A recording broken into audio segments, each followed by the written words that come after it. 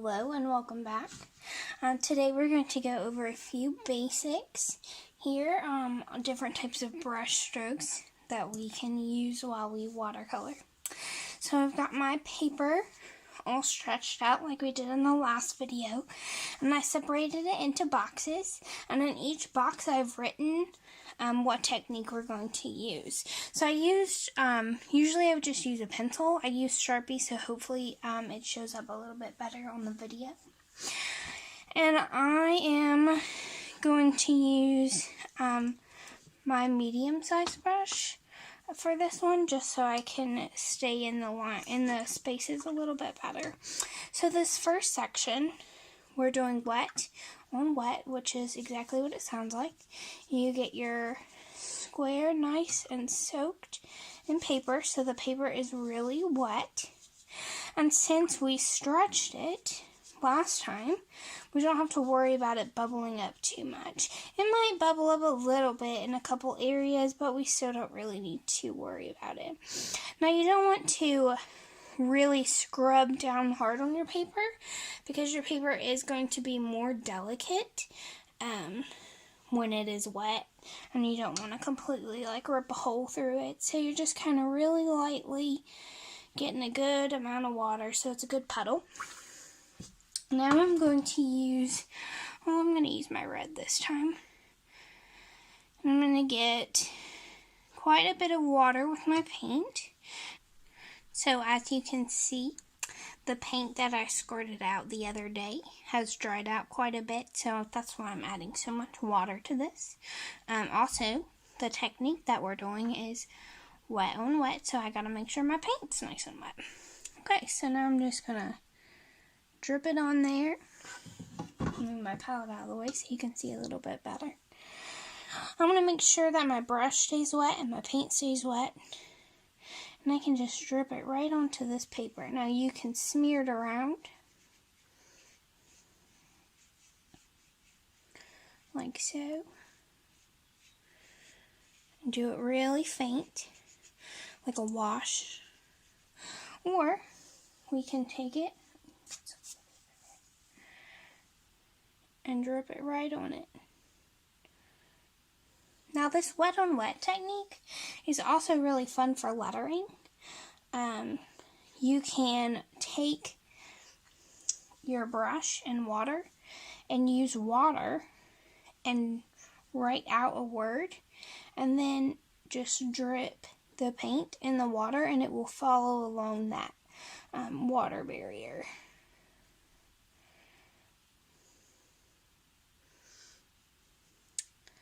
Okay, that should be dark enough for you to see it okay.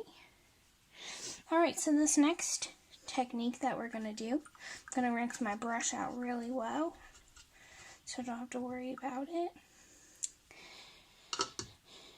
And I'm going to take my wet paint, and I'm going to paint it on this dry paper right here. So you can see that I have much more control over what my brush strokes look like. Much more control over where the paint goes. And actually, if you look closely, you can see what I was talking about. Like, this area is now wet. So if I want to make it darker, I can just drip some paint and it'll fill it in by itself. So I'm going to do a couple more little swirly gigs. Now this paint has a lot of water, so it is very transparent. I prefer to use very wet paint when I use watercolor. One of the things that makes watercolor look so beautiful is that you can see the paper through it. It's very transparent. And if you don't use very much water with your watercolor, even though it works, you will be able to, look at it and go, is that watercolor or acrylic? And a watercolor painting that's done purposefully with that transparent showing through it really makes it stand out. Like, it looks like it's illuminated from the inside or behind it, and I prefer that look. So you will see me going from really light and gradually getting darker as we go. Now, normally, if I have a design like this, I would let that dry for a while, and that layer would get back to the dryness of the paper, and then you could go in again and do more layer upon layer upon layer. So I might revisit this one in a little bit, just to show you that once it dries better. I'm not doing anything in particular, I'm just kind of doodling. This is just for practice, so it doesn't really matter. Okay, so I'm going to rinse my brush out really well again.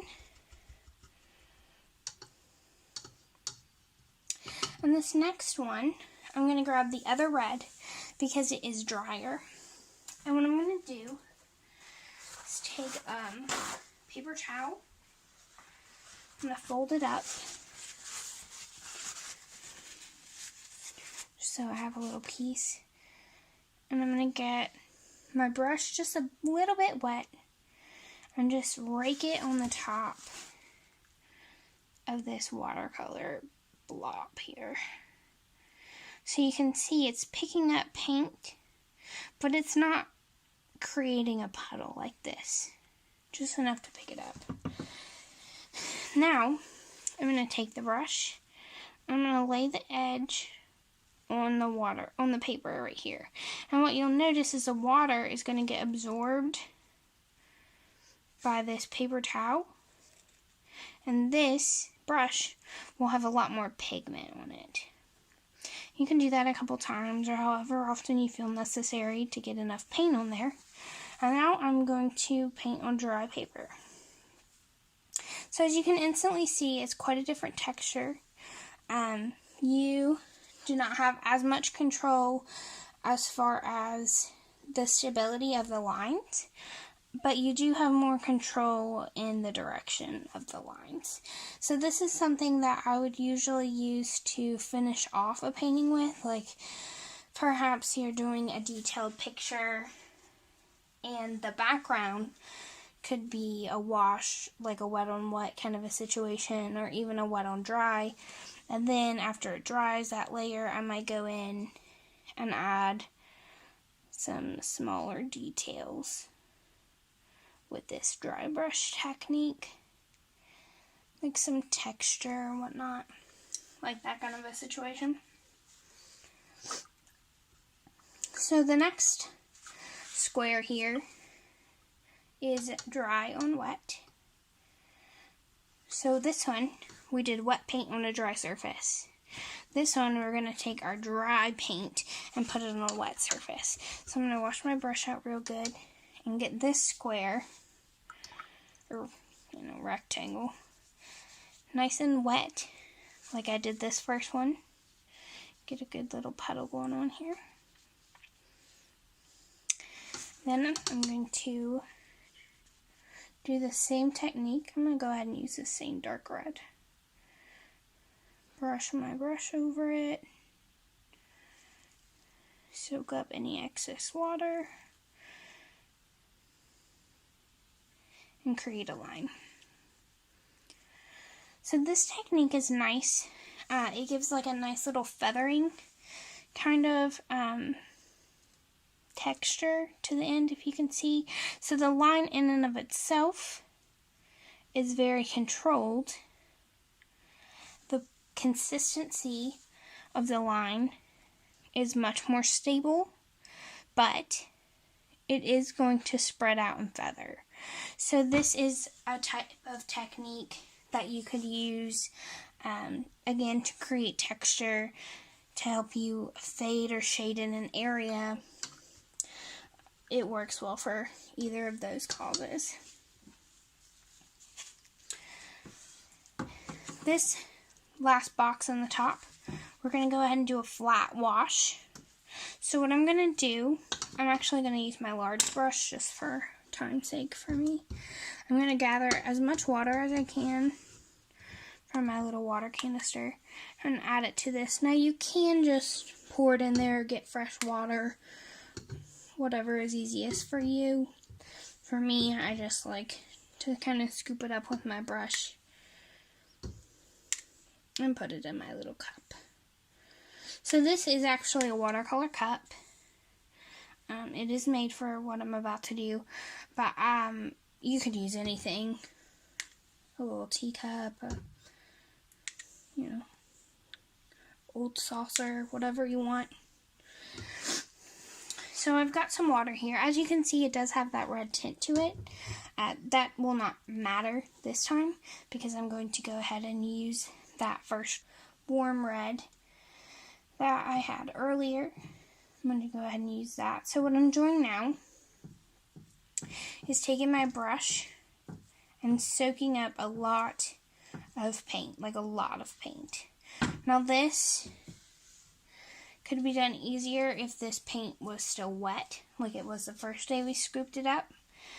But I don't want to waste any of my paint. Some people squeeze it out of the tin or the little tube and put it right in their water. I'm just going to soak up a bunch. I'm going to mix it in this water. So what I'm doing is creating a wash.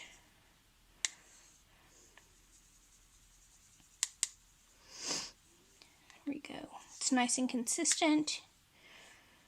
Okay, so now that I've got my wash, I'm going to take my water and wet down this square.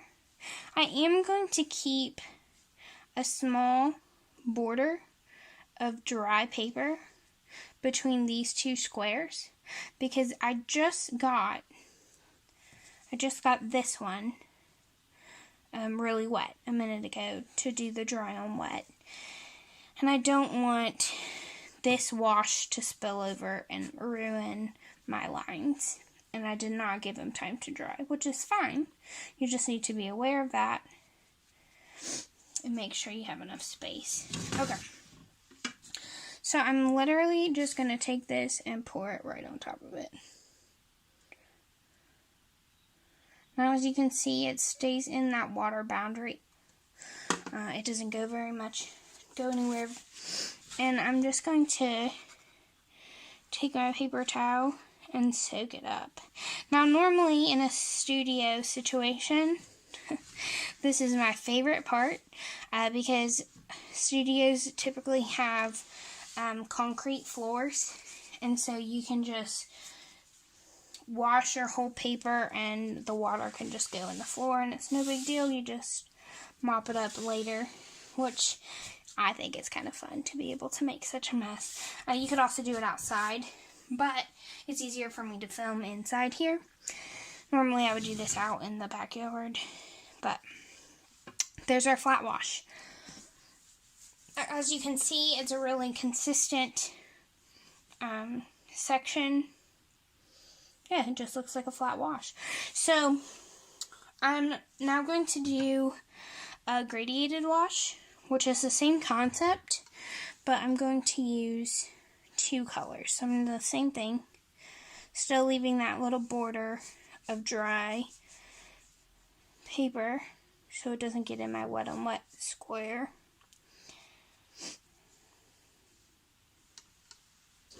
I'm going to recreate my wash here. Now you don't need very much for this, like very much wash solution when you are doing this kind of technique, especially if you're using multiple colors like this one's about to. So I've done the same thing here, created my wash solution, get a little bit more pigment. Okay, so this one, I'm going to pour this first color here, starting in this corner. Just let it go. Now, I'm actually going to take that second red, the cool red, and add it to my wash. Now, I'm adding it to my wash because these are both reds, and they are not that different as far as when you mix them together. It's not going to react in a crazy way, so I can just reuse that water. and reuse that paint. Now, if you were doing like red and green, when you mix those, they make brown, so it would not work in the same fashion. And I'm going to take this one and pour it from this angle. So now it looks like, oh, it pulled over into that wet on wet. Oh well, that's okay. It looks like you can't really see this first red as well. So I'm going to actually add some yellow. I'm going to do a yellow wash on top of it. So now it's going to be more of like an orange in the middle. But hopefully you can get the general idea. This is usually used for an entire piece of paper, like the background. Maybe if we're doing a sunset, then we would do the sky this way. And that would be much easier as far as controlling where the colors go, because you can tip and move the paper like you want. So here's some of that orange. There we go. And now you can see, like especially right here where the word was. I am going to help it a little bit with my brush. Normally I would just tip the paper, but again, it doesn't exactly work on the video. So hopefully you can see where those different colors emerge. So there's like some reds over here, the orange, and then the yellow right where I poured it. So that's the, the idea of the gradiated wash is you do the same thing as the flat wash, but you can pour different colors on it. You can also take, let's do blue. We haven't used it yet. Some blue paint, or whatever color you want, and do a wet on wet situation in here where you can start to drip different designs or draw a line.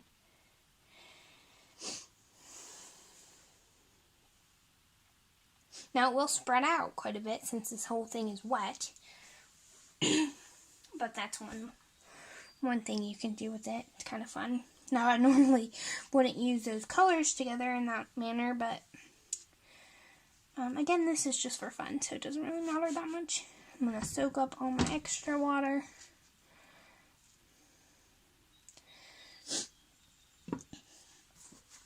So another fun thing you can do with watercolor is it is easily soaked up by other surfaces, especially like paper towel, a rag, a washcloth,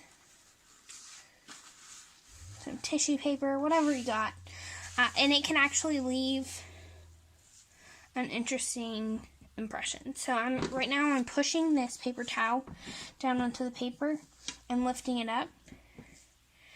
And it gives me a design, like a stamp, but also it can be a good eraser. So if you have, maybe I don't like these blues anymore, I can take a bunch of water, drip it over top. I don't want to scrub the paper that much because this is cheap paper. If I had a really high grade paper, I could scrub it to death and it would be fine. Then you can soak it up and it's basically gone.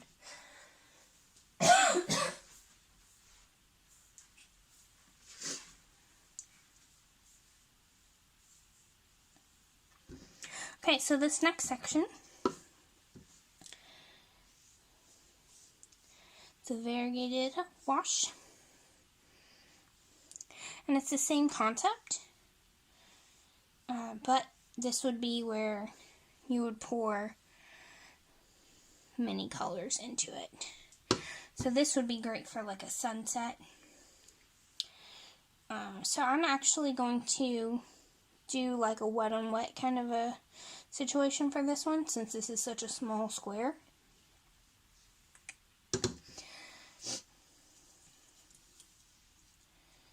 So I've got my red, I'm going to go into yellow. and then back to red again.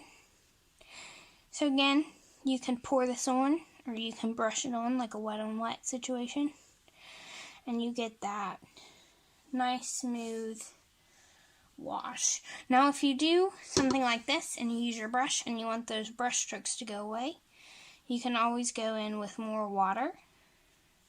The more water you have, the less stroke visibility you're going to have, but it's also going to make it more transparent, so you have to keep that in mind. But there's your variated wash. And I'm actually going to redo this one since so much got soaked up. I'm going to go ahead and redo that real fast just so it looks a little nicer on my paper here.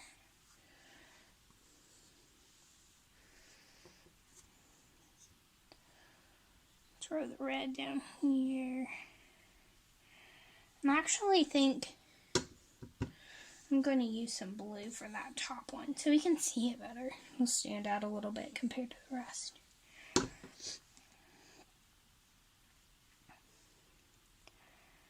There we go.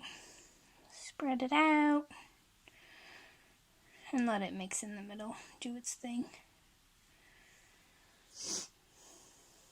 Now these two colors don't make the prettiest purple in the world, but it will be a purpley color in the middle here. And like I said, you can always add more or take it away. It's very forgiving for the most part. So there's that. Anyways, so this section, I'm going to do some glazing. I'm going to go back to my medium-sized brush, so I have a little bit more control in this small space. And I'm going to gather some wet paint on my brush. So this is going to be like the wet on dry section. And I'm just going to draw some lines right down the middle. Let's go ahead and do another one. There we go. So I've got 3 lines here. Clean my brush out really well and get the same type of wet on dry paint here with yellow. Now I'm going to do some other lines across. So as you can see, the sections where they overlapped, you can see that green coming through. And sometimes that green will even carry on to this section. Now if you wait and let those first lines completely dry before you go over it, the green will not go into this section as much.